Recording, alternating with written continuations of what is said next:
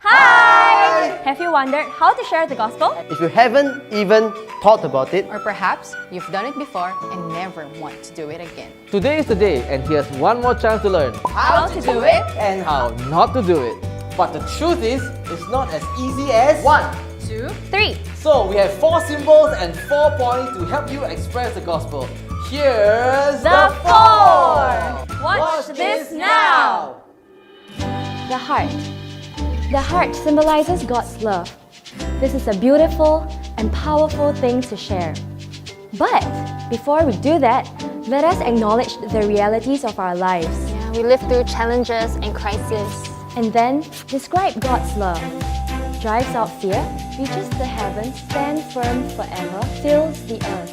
Better than life, never fails, forgives, saves, protects, trusts, hopes, perseveres, abounds, greatest. For further discussion, share these verses from the Bible and from your heart.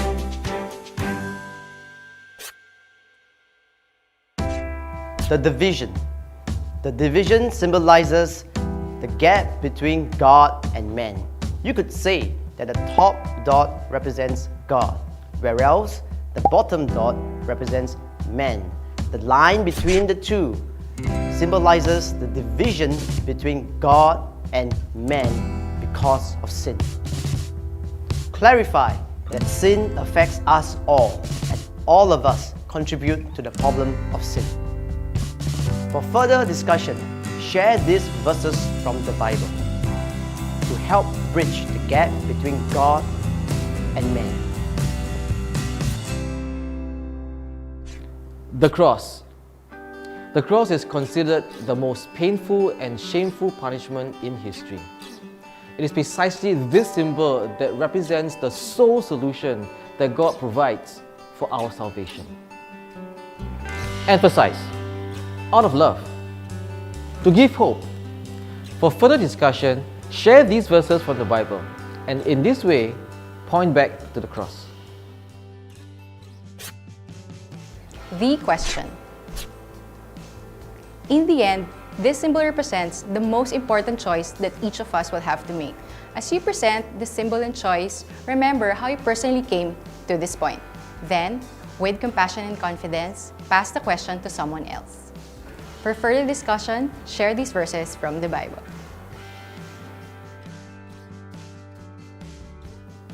Now that you know the 4, we will urge you to continue learning and cultivating a love for others. It's good to have all these in our heads, but it's more important to fix our hearts.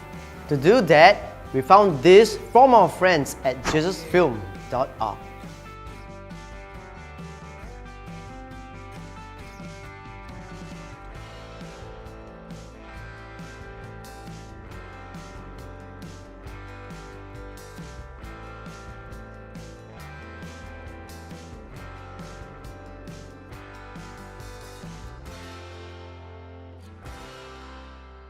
Pray regularly for opportunities to share the gospel. If you are serious about bridging people to God, ask God for opportunities. Be watching and thankful. Since you're praying for the opportunities, be on the lookout and be thankful to God when they come.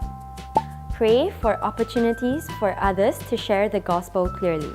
You will also pray for others to have the opportunities to share the gospel and that they would do so with power and authority. Be wise about how you treat others. You will learn to think of every conversation as an important part of your evangelism. You don't want to do anything that undermines you before you do. Make the most of every opportunity. Making the most of your opportunities require vigilance and greed.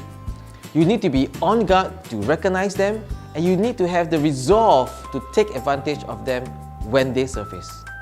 Ensure that your conversations are full of grace. It's so important that our conversations reflect the gospel, even though we're not talking about the gospel.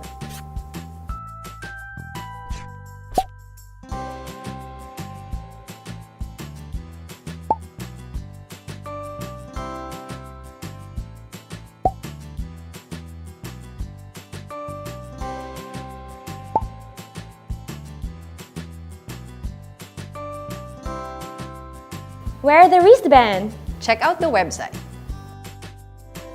Learn to draw the symbols. And most of all, live it out and pass it on to others. So you're supposed to learn how not to do it, right? If you ask me, it's rather simple. Don't share the gospel by not doing it. And that's exactly what you should not learn. With all that we learned today, we pray that you will share the for today.